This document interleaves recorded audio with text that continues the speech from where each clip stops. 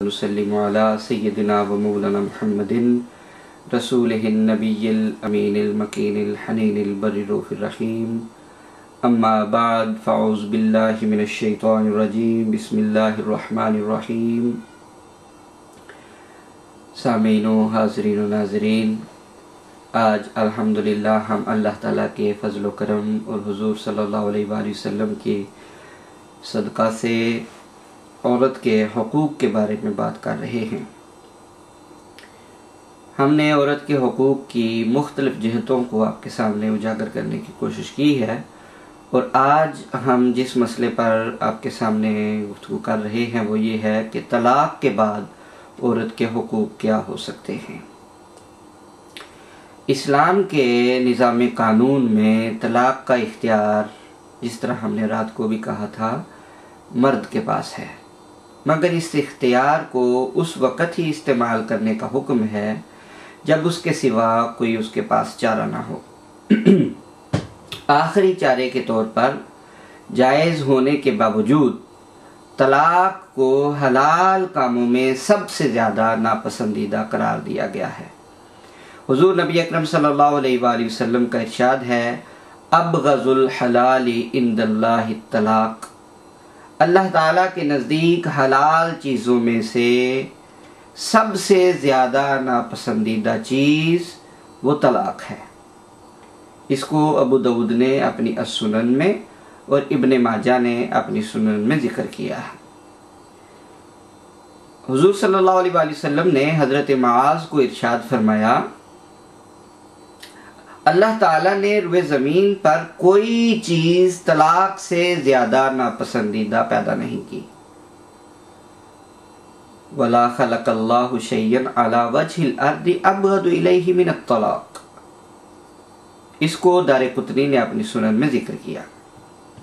अगर तलाक के इख्तियार के इस्तेमाल के अलावा कोई सूरत ना हो तो इन हालात में इस इख्तियार के इस्तेमाल से औरत को किसी तरह से भी तकलीफ़ में मुब्तला करने की अल्लाह ताला ने मुमानत नाज़िल फरमाई है।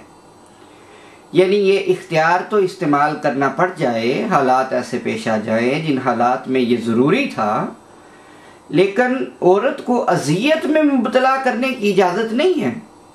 फरमाया अत्तलाक़ु मर्रतानि फ़इम्साकुम बिमारूफ़िन औ तस्रीहुम बिइहसान। तलाक जो है वो 2 दफ़ा है, 2 बार तक है। फिर या तो बीवी को अच्छे तरीके से ज़ौजियत में रोक लेना है या भलाई के साथ छोड़ देना है। और तुम्हारे लिए ये जायज़ नहीं है कि अन ताख़ुज़ू मिम्मा आतैतुहुन्ना शैयन इल्ला अन यख़ाफ़ा अल्ला युक़ीमा हुदूदल्लाह, कि जो चीज़ें तुम उन्हें दे चुके हो इसमें से कुछ वापस ले लो, मगर इसके कि आप दोनों को ये अंदेशा हो कि अब रिश्ता-ए ज़ौजियत बरकरार नहीं रखा जा सकता, इस वजह से हम अल्लाह की हुदूद को कायम नहीं रख सकेंगे। तो फिर ऐसी सूरत में फ़ला जुनाहा अलैहिमा फ़ी मफ़्तदत बिही, फिर अगर तुम्हें अंदेशा हो कि तुम अल्लाह की हुदूद को कायम ना रख सकोगे तो इस सूरत में इन पर कोई गुनाह नहीं कि बीवी खुद को कुछ बदला देकर इस तकलीफ दे बंधन से आज़ादी ले ले। ये अल्लाह की मुकर्रर की हुई तिल्का हुदूदुल्लाहि हद्दें हैं, फ़ला तातदूहा, इसलिए इनको ना फलांगो। वमन यतअद्दा हुदूदल्लाहि फ़उलाइका हुमुज़ ज़ालिमून। सूरह बकरा में इरशाद फरमाया, बस तुम इनसे आगे मत बढ़ो और जो लोग अल्लाह की हद्दों से तजावुज़ करते हैं सो वही लोग ज़ालिम हैं। और फिर तलाक के बारे में फरमाया, वलिल मुतल्लक़ाति मताउन बिल मारूफ़ हक़्क़न अलल मुत्तक़ीन। सूरह बकरा में ही इरशाद फरमाया, और तलाक याफ्ता औरतों को भी मुनासिब तरीके से खर्च दिया करो, ये परहेजगारों पर वाजिब है। व इन खिफ्तुम शिकाक बैनिहिमा फबअसू हकमम मिन अहलिही व हकमम मिन अहलिहा इन युरीदा इस्लाहन युवफ़्फ़िक़िल्लाहु बैनहुमा इन्नल्लाह काना अलीमन खबीरा। अगर तुम्हें इन दोनों के दरमियान मुखालफत का अंदेशा हो तो तुम एक मुनसिफ मर्द के ख़ानदान से और एक मुनसिफ औरत के ख़ानदान से मुकर्रर कर लो। और अगर दोनों सुलह का इरादा रखें तो अल्लाह दोनों के दरमियान मुवाफ़क़त पैदा कर देगा, और बेशक अल्लाह खूब जानने वाला ख़बरदार है। अगरचे तलाक का हक मर्द को दिया गया, मगर इस सूरत में औरत को तहफ़्फ़ुज़ फराहम करने के लिए अल्लाह रब्बुल इज़्ज़त ने कि औरत को तहफ़्फ़ुज़ रहे और वो इनसिक्योरिटी का शिकार ना हो, अल्लाह रब्बुल इज़्ज़त ने उसको कुछ हुकूक दिए हैं ताकि उसको सिक्योरिटी मुयस्सर हो जाए। सबसे पहले उसे जो हक दिया है वो शरीयत ने उसे महर का हक दिया है। शरीयत में सबसे पहले अहम हक जो तलाक के वक़्त औरत को दिया गया है वो महर है। अलबत्ता मुबाशरत से कबल तलाक होने की सूरत में आधा महर मिलता है। इरशाद रब्बानी है, व इन तल्लक़्तुमूहुन्ना मिन क़ब्ल अन तमस्सूहुन्ना व क़द फ़रदतुम लहुन्ना फ़रीदतन फ़निस्फ़ु मा फ़रदतुम। सो अगर तुमने उन्हें छूने से कबल तलाक दे दी, और ऐसी सूरत हो गई अगर तुम उन्हें छूने से कबल तलाक दो और उनके लिए महर मुकर्रर किया हो, तो अब ये महर मुकर्रर किए हुए महर का आधा हिस्सा उन्हें तुम दोगे। इसी तरह औरत को खर्च और साजो सामान देना ये भी मर्द की जिम्मेदारी है। शरीयत इस्लामिया ने औरत के लिए जब उसे तलाक दी जाए खर्च और सामान देने का हुक्म दिया है।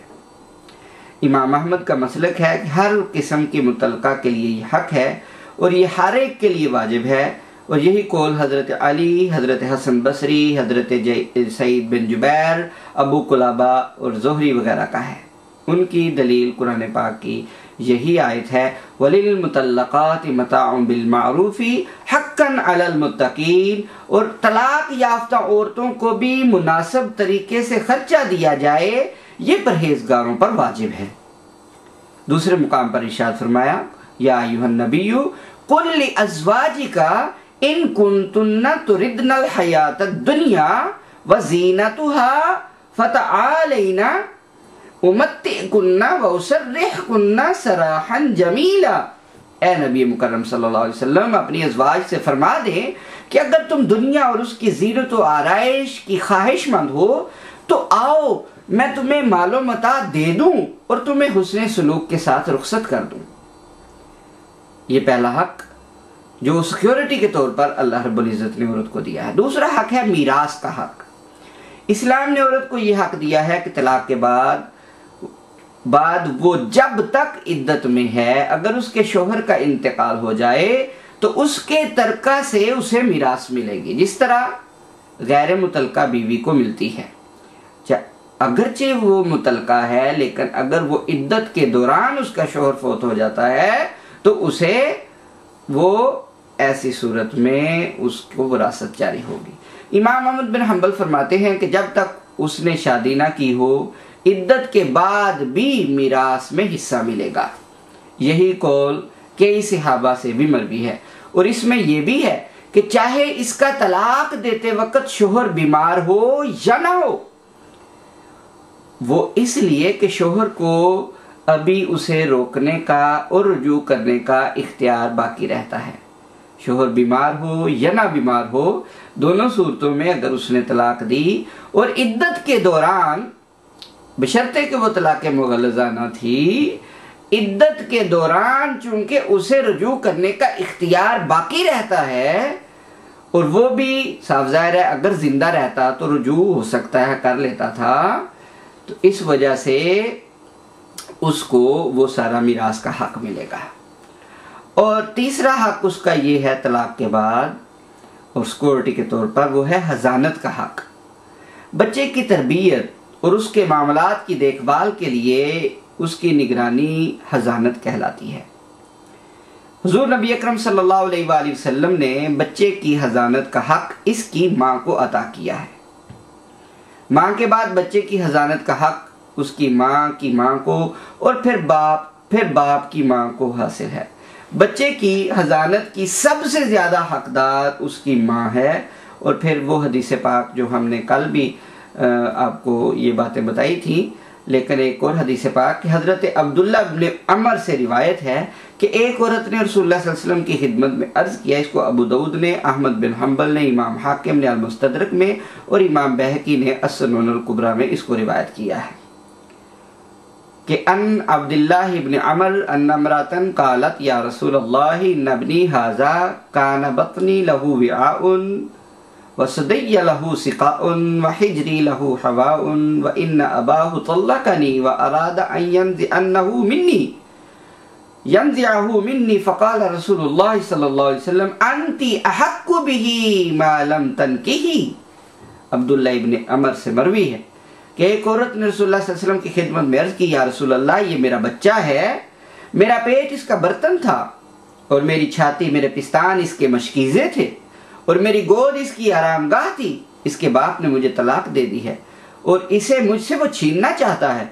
तो रसूलुल्लाह सल्लल्लाहु अलैहि वसल्लम ने फरमाया कि इसकी ज्यादा मुस्तहिक तू है जब तक कि तू निकाह न कर ले। और फिर ये तो ऐसे हुकूक थे जो औरत को तलाक के बाद भी मुयस्सर रहते हैं।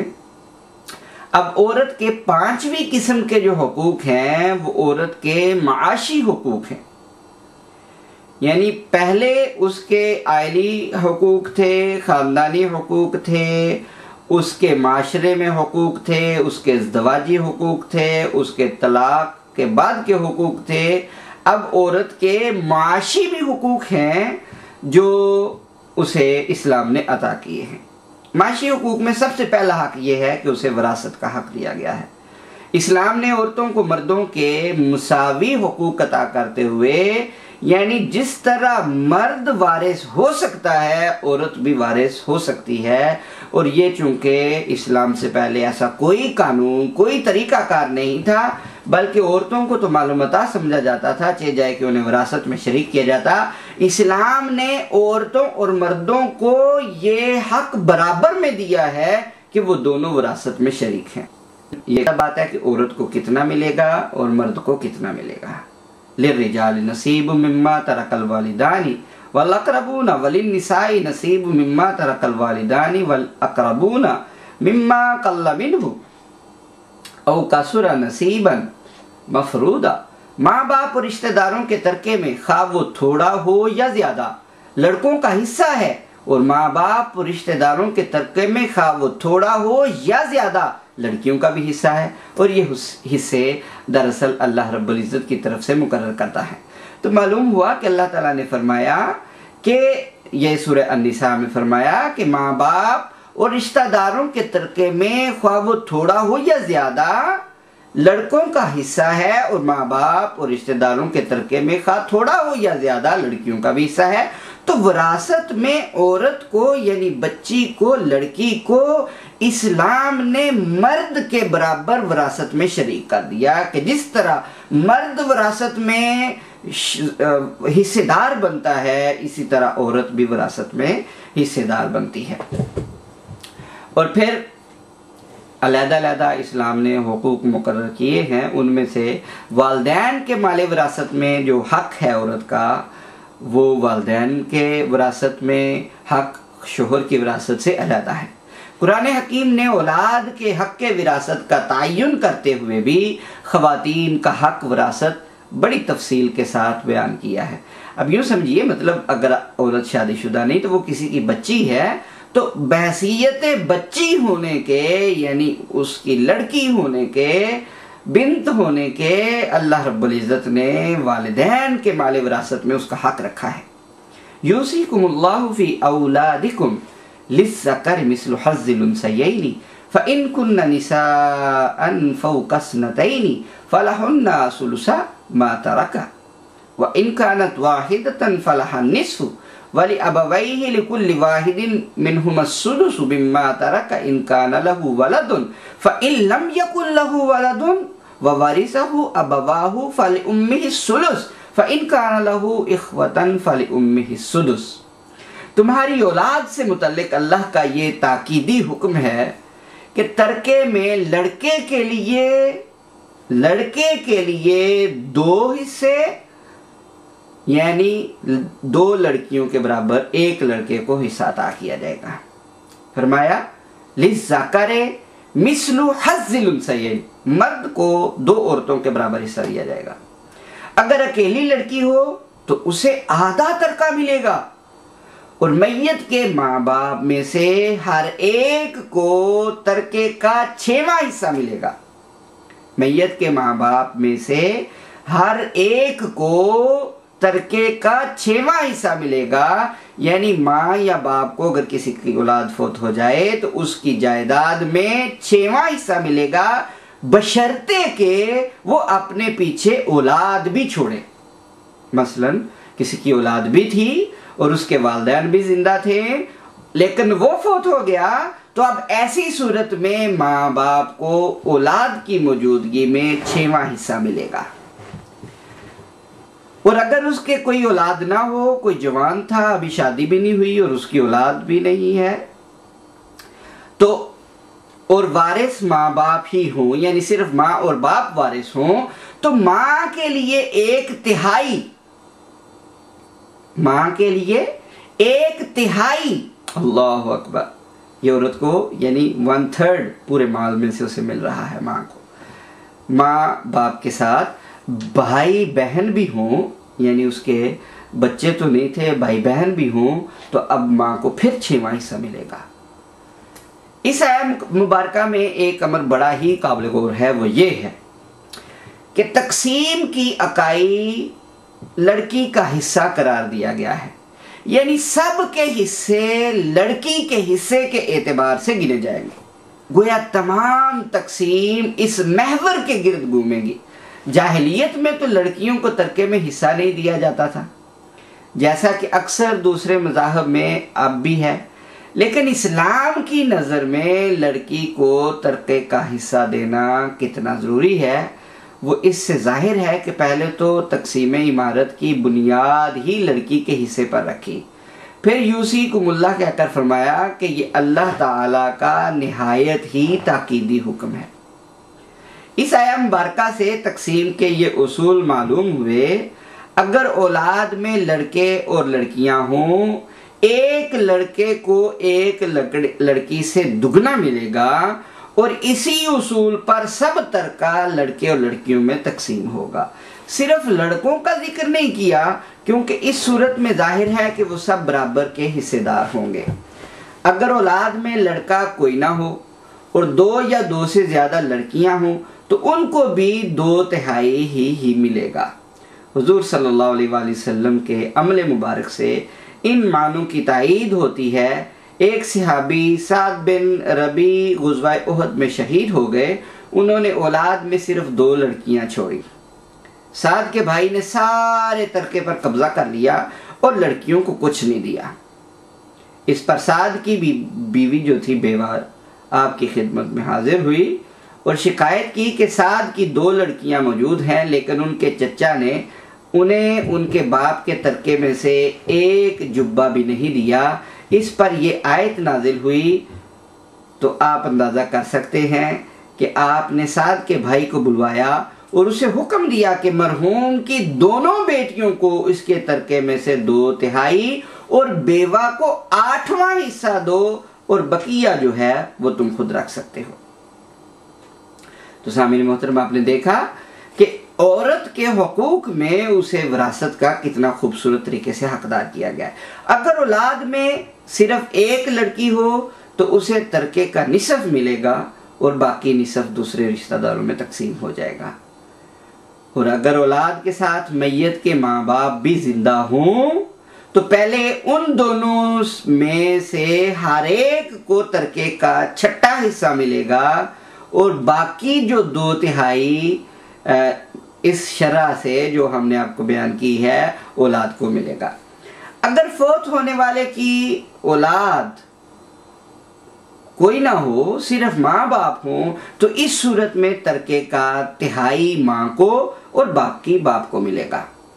आखिरी सूरत यह बयान की कि अगर मुतवफ़ी के वरसा, जो बंदा वफ़ात पा गया है, उसके वरसा में माँ बाप के साथ भाई बहन भी हों तो माँ को 6ठा हिस्सा मिलेगा।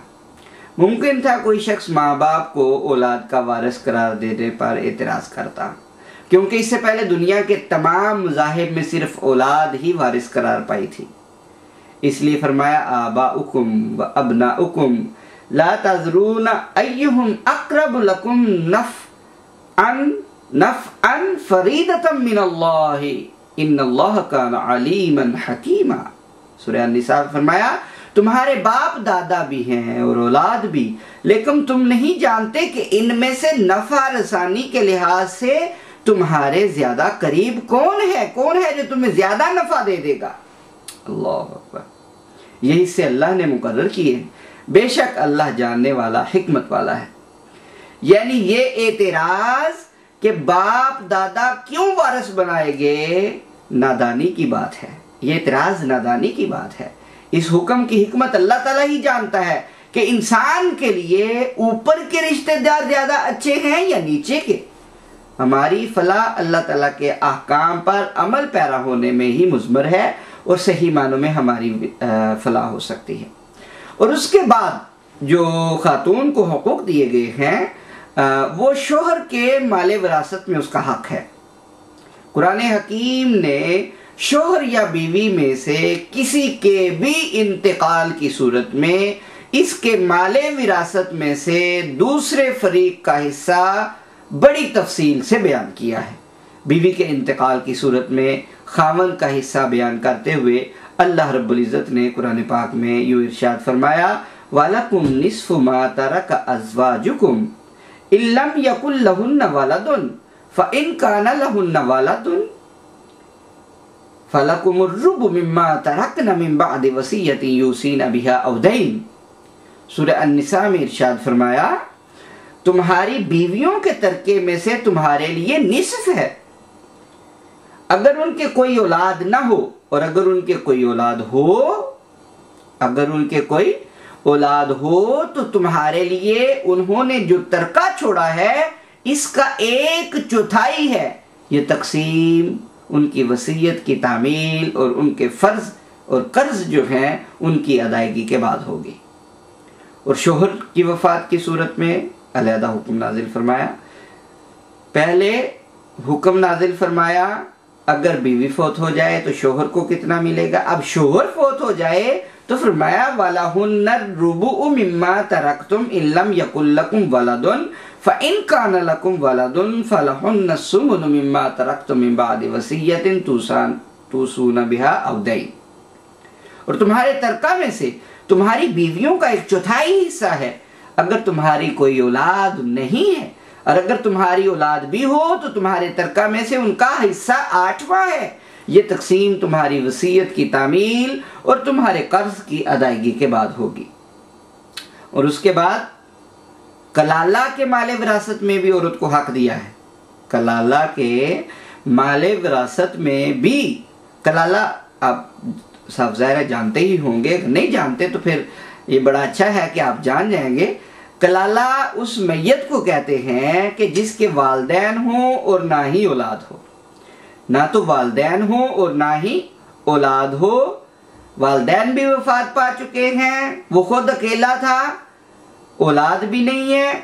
ऐसी औरत या मर्द फौत हो जाए और उसके पीछे ना उसका बाप हो ना बेटा, तो उसकी जायदाद की तकसीम की 3 सूरतें हो सकती हैं। ये काफ़ी खुश्क मौजू है, मगर ये जानकर कि इस तरह के मौज़ूआत आमतौर पर बयान ही नहीं किए जाते, मैंने इसको मुनासिब समझा कि कम अज़ कम चलो बयान कर दें। कोई ऐसा बंदा भी होगा जिसे इसे सुनकर कोई ना कोई फ़ायदा नसीब हो जाएगा। तो कलाला की सूरत में जिसका ना माँ बाप हो और ना ही उसकी औलाद हो, तो उसकी जायदाद की तकसीम की 3 सूरतें हो सकती हैं। पहली सूरत ये है कि उसके यानी सगे भाई बहन हों। भाई बहन में से सगे यानी बाप और माँ दोनों की तरफ से सगे, माँ बाप दोनों की तरफ से सगे भाई बहन हों, इनको यानी बहन भाई कहते हैं। दूसरी सूरत यह है कि अलाती भाई बहन हो, यानी बाप एक और माएँ अलग अलग हों। बाप एक, दूसरी शादी हो गई, बाप एक मगर माएँ अलग अलग हों, ये दूसरी सूरत है। तीसरी सूरत ये है कि अखियाफी भाई बहन हो, जिसमें माँ एक हो और बाप अलग-अलग हो। इन तीनों के अहकाम अलग अलग हैं। अगर पहली सूरत यानी सगे भाई बहन मौजूद हैं तो अल्लाह रब्बुल इज़्ज़त ने हुक्म दिया, यस्तफ्तूनका कुलिल्लाहु युफ्तीकुम फिल कलालती इन इम्रुउन हलका लैसा लहू वलदुन वलहू उख्तुन फलहा निस्फु मा तरका वहुवा यारिसुहा इल्लम यकुन लहा वलदुन फ़इन कानत स्नतैनि फलहुमा सुलुसानि मिम्मा तरक। लोग आपसे फतवा यानी शरई हुक्म दरियाफ्त करते हैं, फरमा दीजिए कि अल्लाह तुम्हें बगैर औलाद और बगैर वालिदैन के फोत होने वाले यानी कलाला की वरासत के बारे में ये हुक्म देता है कि अगर कोई ऐसा शख्स फोत हो जाए जो बे औलाद हो मगर उसकी एक बहन हो तो उसके लिए इस माल का आधा हिस्सा है जो उसने छोड़ा है। अल्लाह अकबर। ऐसी सूरत में कि उसकी एक बहन हो तो उसके लिए इस माल का आधा हिस्सा है जो उसने छोड़ा है। और अगर इसके बरअक्स बहन कलाला हो, यानी कलाला जो था पहले भाई था तो बहन को आधा, इसके बरअक्स अगर बहन कलाला हो तो उसके मरने की सूरत में इसका भाई इस बहन का वारिसे कामिल होगा अगर इस बहन की कोई औलाद ना हो यानी कलाला हो। जाहिर है अगर बहनें दो से ज्यादा हों तो वो सब इस 2/3 में बराबर की शरीक होंगी। दूसरी सूरत यह है कि अल्लाती भाई बहन हो, यानी बाप की तरफ से भाई बहन हो, यानी बाप एक हो और माएँ अलग अलग हो। तो इस सूरत में अल्लाह ताला ने फरमाया व इन कानू इख्वतर रिजालन व निसाअन फलिज़्ज़करि मिस्लु हज़्ज़िल उन्सयैन। अगर बहुत से भाई बहन हो तो फिर तकसीम यूं होंगी कि एक मर्द का हिस्सा 2 औरतों के बराबर होगा। यानी जैसे औलाद के दरमियान तरके की तकसीम का उसूल है, एक लड़के का 2 लड़कियों के बराबर, ये वही इस्तेमाल यहाँ पर भी होगा। तीसरी और आखिरी सूरत यह है कि अखियाफी भाई बहन हो, यानी औरत ने एक खामन की वफात के बाद किसी दूसरे शख्स से निकाह कर लिया और दोनों से औलाद हो, अगर उनमें से कोई मर जाए और कलाला हो तो फिर व इन काना रजुलुन यूरसु कलालतन अव इम्रअतन वलहु अखुन व उख्तुन फलिकुल्लि वाहिदिन मिनहुमा सुदुसु फ़इन कानू अक्सर मिन ज़ालिका फ़हुम शुरकाउ फ़िस्सुलुसि मिन बअदि वसियतिन यूसा बिहा औ दैन गैर मुदारिन। सूरह निसा में इरशाद फरमाया, और अगर किसी ऐसे मर्द या औरत की विरासत तकसीम की जा रही हो जिसके ना माँ बाप हो ना कोई औलाद और उसका माँ की तरफ से एक भाई हो या एक बहन हो, यानी अखियाफी भाई या बहन हो, तो इन दोनों में से हर एक के लिए छठा हिस्सा है। फिर अगर वो भाई बहन एक से ज्यादा हो तो सब 1/3 में शरीक होंगे। ये तकसीम भी वसीयत के बाद होगी जो वारसों को नुकसान पहुंचाए बगैर की गई हो या कर्ज की अदायगी के बाद। तो सामीन व हाज़रीन, ये कलाला की विरासत की तकसीम के अहकाम में भी औरत को हक के विरासत का मुस्तहिक करार दिया है और उसके वाज़ेह अहकामात बयान कर दिए गए हैं जिनका खुलासा हमने आपके सामने बयान कर दिया है। लेकिन उसके लिए 5 उसूल हैं जो आपको समझना मज़ीद ज़्यादा ज़रूरी है। वो 5 उसूल ये हैं कि जहाँ सिर्फ औलाद हो और कोई दूसरा वारिस ना हो और औलाद में भी तमाम लड़के हों तो तरका इन लड़कों में मुसावी तकसीम हो जाएगा। लड़के और लड़कियां दोनों हों तो एक लड़के को 2 लड़कियों के बराबर हिस्सा मिलेगा और इसी उसूल पर तमाम तरका तकसीम होगा। अगर लड़का कोई ना हो, सिर्फ एक लड़की हो तो उसे तरके का निसफ मिलेगा और अगर 2 या 2 से ज्यादा लड़कियां हों तो उन्हें 2/3 2/3 बाहम तकसीम कर दिया जाएगा। दूसरी सूरत जो याद रखने वाली है कि जहां औलाद हो या ना हो लेकिन माँ बाप मौजूद हों। पहली सूरत में थी जहां औलाद हो और कोई दूसरा वारिस ना हो। दूसरी सूरत जहां औलाद हो या ना हो लेकिन माँ बाप मौजूद हो। अगर औलाद हो तो माँ बाप में से हर एक को तरके का 6वां हिस्सा और बाकी औलाद में वो नंबर 1 के उसूल के मुताबिक उसको तकसीम कर दिया जाएगा। अगर औलाद ना हो तो माँ को 1/3 और बाकी 2/3 बाप को मिल जाएगा। तीसरी सूरत जो याद रखने वाली है वो ये है कि औलाद ना हो। पहली सूरत जहां औलाद हो लेकिन कोई और वारिस ना हो। दूसरी सूरत जहां औलाद हो या ना हो लेकिन माँ बाप मौजूद हो। तीसरी सूरत के औलाद ही ना हो लेकिन भाई बहन हो तो माँ को 1/3 की जगह अब 6वां हिस्सा मिलेगा। यहाँ फिर इख्तिलाफ है कि इन भाई बहनों को कितना मिलेगा। बाज के नजदीक माँ को 1/6 हिस्सा मिलेगा, दूसरा 6 इन भाई बहनों में तकसीम होगा और बाप को हस्बे साबिक बकिया 2/3 मिल जाएगा। बाज के नजदीक यहां भी कलाला का उसूल जारी होगा। किसका उसूल जारी होगा? कलाला का उसूल जारी होगा। यानी अगर एक भाई या एक बहन है तो उसे 6 हिस्सा, मां को 6 हिस्सा और बाप को 2/3। अगर भाई बहन एक से ज्यादा हो तो इन सब को 1/3, मां को 6 हिस्सा और बाकी निसफ वो बाप को मिल जाएगा। चौथी सूरत ये है कि ज़ौजैन की सूरत में यानी शादीशुदा होने की सूरत में अगर बीवी औलाद छोड़कर मरे तो खामन को तरके का 1/4 हिस्सा और बाकी 3/4 यानी जो बाकी 3 हिस्से बचे हैं 4 हिस्सों में से वो नंबर 1 के उसूल के मुताबिक जहां औलाद हो और कोई दूसरा वारिस ना हो उसकी तकसीम के मुताबिक उसे तकसीम कर दिया जाएगा।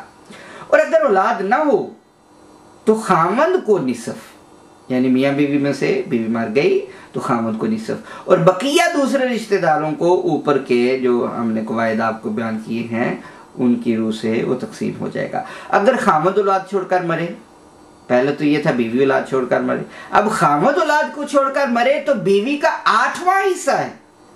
अगर औलाद ना हो तो 4था और बकिया तरका जो है वो दूसरे रिश्तेदारों में तकसीम हो जाएगा। कलाला का अगला नंबर जो याद रखने वाला है वो कलाला जहां आयानी या अलाती या अखियाफी बहन भाई हों, जैसे कि हमने पहले भी बयान कर दिया है।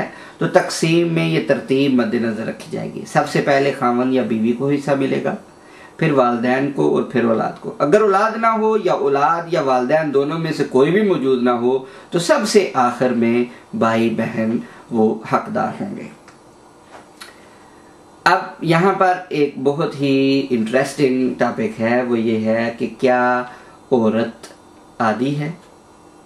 औरत को क्या आधा हिस्सा दिया गया है?